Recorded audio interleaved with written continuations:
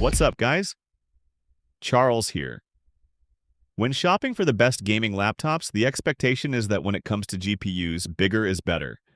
An RTX 5090 GPU should consistently outperform an RTX 5080.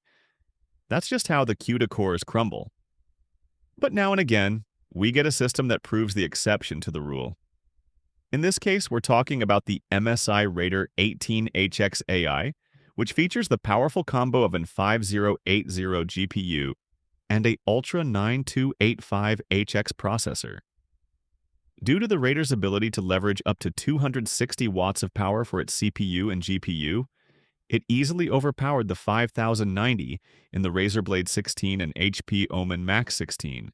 One of the benefits of an 18-inch desktop replacement gaming laptop is that its size gives it room for a proper cooling system that can leverage as much power as possible to the CPU and GPU, which gets you the kind of performance that justifies ditching your desktop PC for a laptop instead. The trade-off is that you don't expect it to be portable. So if it's more than an inch thick and weighs almost 8 pounds, we don't recommend commuting daily with it.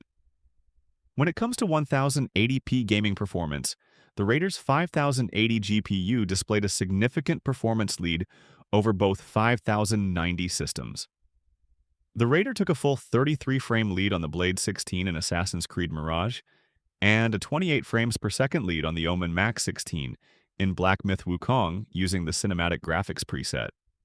And notoriously intensive games like Black Myth Wukong, Cyberpunk 2077, Monster Hunter Wilds, and RDR2, the Raider once again surpassed its 5090 counterparts. Of course, that's just FHD performance. At the native resolution of the three laptops, the 5090 tended to do far better. Of course, the Raider's max resolution is 3840 by 2400, while the Omen Max 16 and Blade 16 cap out at 2560 by 1600 Pi, and Aorus Master 16 features a 1600p display, a 5080 GPU, and a similar 275HX processor.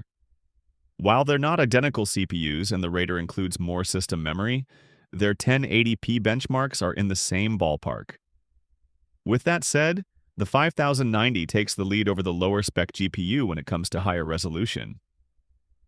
We've seen CPU bottleneck issues with Nvidia's high-end cards over the last few generations of gaming laptops, where performance throttles at 1080p due to the communication between the CPU and GPU when rendering frames.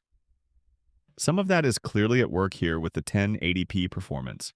However, even at a higher 1600p resolution, the 5080 is still competitive. The Aorus Master 16 was just about as fast as both 5090 laptops on Assassin's Creed Mirage and Assassin's Creed Shadows, and that trend holds even with Black Myth and Cyberpunk 2077. The only games where we saw a significant performance gap between the 5080 and 5090 were Dirt 5 and Far Cry 6. On Dirt 5, both 5090 laptops outperformed the Gigabyte by at least 55 frames per second. But on Far Cry 6, the 5080 and the Gigabyte outperformed both 5090 laptops by 9 to 19 frames per second. And that's it for today's video.